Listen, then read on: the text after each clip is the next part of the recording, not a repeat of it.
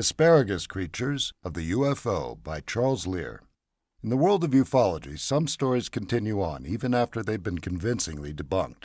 This is often due to a particular story's entertainment value, and it should be remembered, many UFO stories exist in an area between fiction and fact. If we were to assign this area a genre name, perhaps true science fiction might be appropriate. The idea that a fantastic story could be true makes the story that much more interesting, and suspension of disbelief is something everyone engages in when they want to be entertained. One such story, a biographical tale under the byline Fred Reagan, appeared in the May 1953 issue of Action magazine. It could be held up as an example of what many paranormal enthusiasts call high strangeness. However, it seems to be what folklorists call a tall tale. According to the article, Reagan was flying his Piper Cub over Georgia. A pulsating lozenge-shaped object came into his airspace and he collided with it. Reagan was thrown from his plane and started falling through the air. Then a sticky, clinging force grabbed him and pulled him up toward the UFO.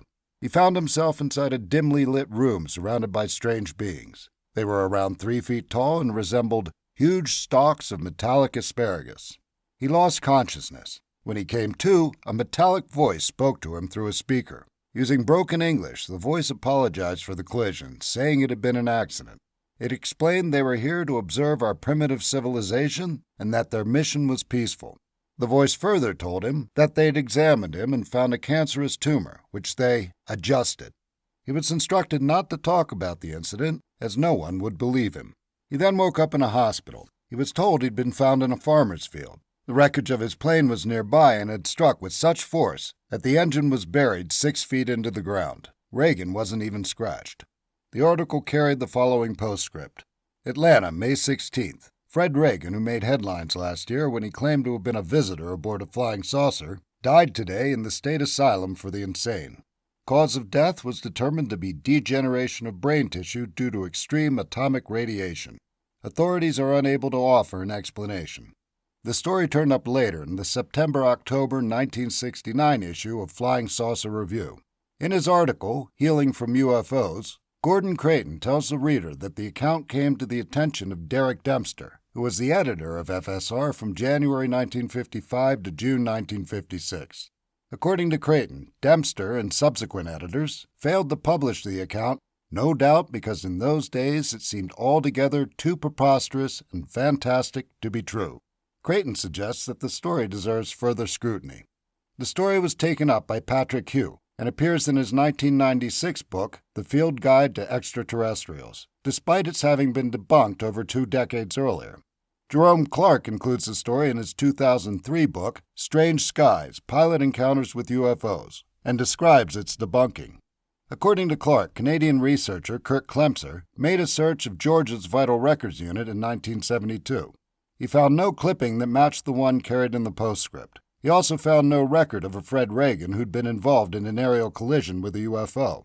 T. Scott Crane also did extensive research and found nothing to support the story. He concluded that the story appears to be the rambling of a ghostwriter's vivid imagination. The old maxim, consider the source, certainly applies here. In this case, the source was a pulp magazine directed towards a male audience. In the 1950s, there were many of these on the newsstands filled with tales of adventure. The stories had titles such as Cannibal Crabs Crawl to Kill and Mad Monkeys Man the Lifeboats, along with lurid artwork on the cover. With no other record of the incident in question, it can be assumed with confidence that the story was made up. Despite its debunking, this tale didn't completely disappear into obscurity. It lives on, and the creatures have become known as the Georgia Stalks. The stalks show up on the web in forum posts and as part of a list of bizarre non-gray aliens reported over the years. In addition to the written descriptions, there's an informative video for all those YouTube researchers out there. It's an example of the type of story that can confuse students of ufology that are new to the subject. One could think of it as a test challenge to develop research skills. One could also think of it as an entertaining example of modern folklore.